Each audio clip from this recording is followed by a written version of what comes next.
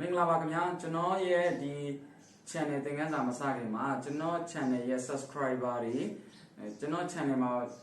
touch နဲ့ပတ်သက်ပြီးတော့ဝင်လေ့လာတဲ့သူတွေအားလုံး COVID-19 အန်ဒီရဲ့ကက်ယောဂါကနေကင်းဝေးကြပါစေလို့ကျွန်တော်ရှေးဥစွာဆုတောင်းမြတ်တာပို့တာပေးပါတယ်ခင်ဗျာအခုကျွန်တော်ဒီနေ့ Super Sunday မှာကျွန်တော်ဒီနေ့မျှဝေရှင်းပြပေးခြင်းတဲ့အကြောင်းအရာလေးကကျွန်တော်တို့ TV link 𝑊𝑟940N ပေါ့နော်ဒီ router လေးကိုကျွန်တော်က extend ပြန်လုပ်ပေးမှာပေါ့သူရဲ့ function 3ခုတွေကတစ်ခုဖြစ်တဲ့ extend ပေါ့နော် extend လုပ်တယ်ဆိုတာကကျွန်တော်တို့ wireless လွှင့်ထားတဲ့ SSID ကရောက်တာနည်းနေတဲ့အတွက်ကျွန်တော်တို့ performance ပိုကောင်းအောင်ပြန်ပြီးတော့လွှင့်တဲ့ function တစ်ခုဖြစ်ပါတယ်ဒီသင်ခန်းစာလေးမစတင်ခင်မှာကျွန်တော်ရဲ့ channel လေးကိုလည်း like and subscribe လုပ်ခဲ့ဖို့တောင်းဆိုပါတယ်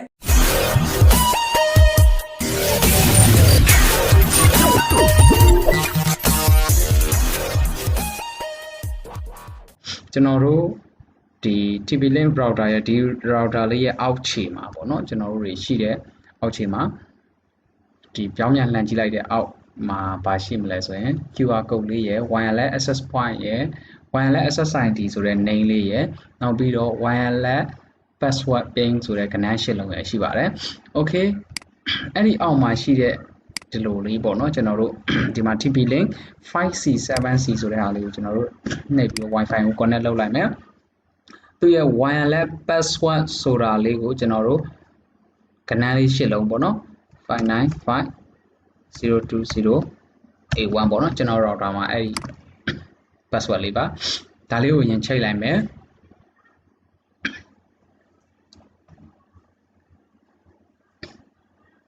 ဒီကောင်လေးချိန်လို့ရပြီဆိုရင်ကျွန်တော်တို့ဘယ်ကိုသွားမလဲဆိုတော့ browser တစ်ခုကိုသွားမယ်ပေါ့နော် Firefox ဒါမှမဟုတ် Chrome ဒါမှမဟုတ်အခုကျွန်တော်သုံးသလိုမျိုး Microsoft Edge ပေါ့နော်ကြိုက်တဲ့ browser နဲ့ကျွန်တော်တို့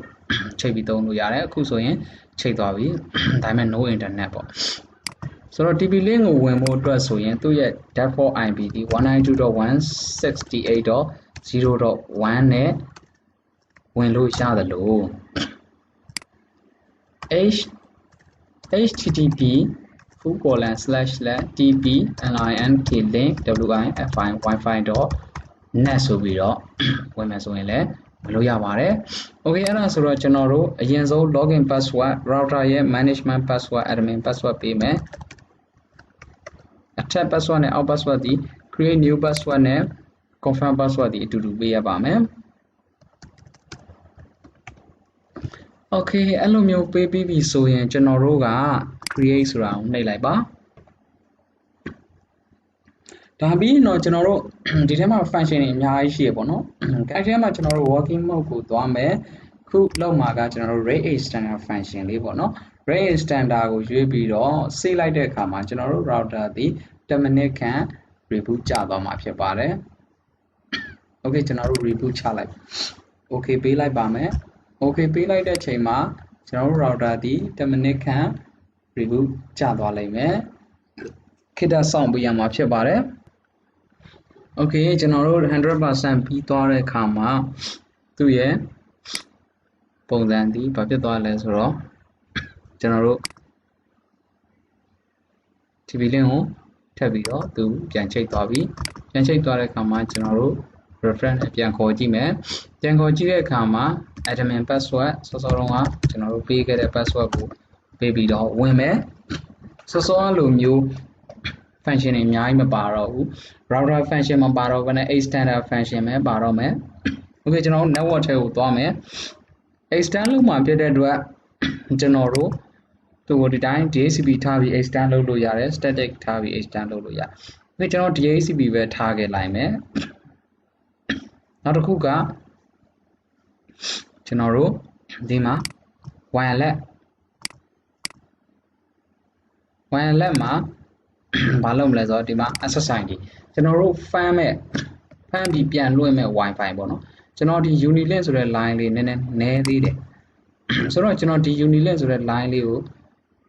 ဒီပေါ်မှာအများကြီးမိအောင် extend ပြန် fan လိုက်မယ်အပြည့်မိအောင်ကျွန်တော်အဲ့ UNILINK Unilink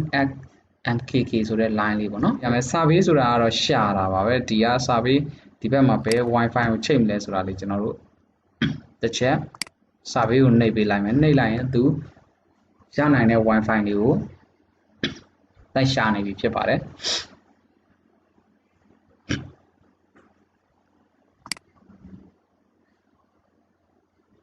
ဘာဖြစ်လို့လဲဆိုတော့ဒီမှာ log to ab မှာ MAC address ကို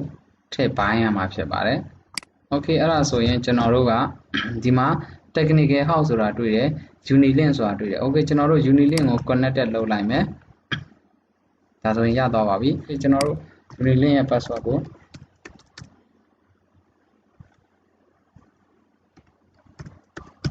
ဒီတိုင်းထားပြီးတော့ကျွန်တော်တို့ဒီမှာဆိုရင်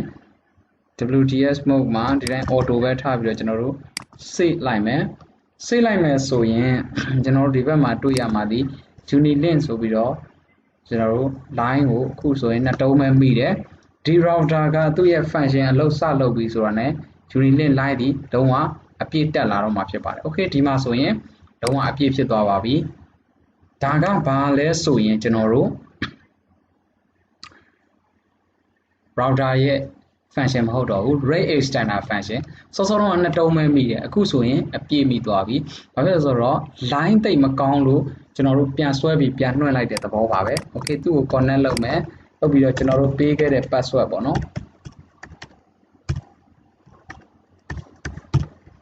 သူရဲ့ unilink မှာလွှင့်ထားတဲ့ password အတိုင်းထည့်ပေးလိုက်မယ် wifi ချိတ်လိုက်ပြီး okay တက်သွားပြီ internet လည်းထွက်တယ်စောစောတော့ကျွန်တော်တို့ internet မထွက်ဘူး okay ဒီမှာဆိုရင် YouTube တွေ Facebook တွေရပြီ okay အားလုံးအဆင်ပြေကြပါစေပျော်ရွှင်ချမ်းမြေ့ကြပါစေ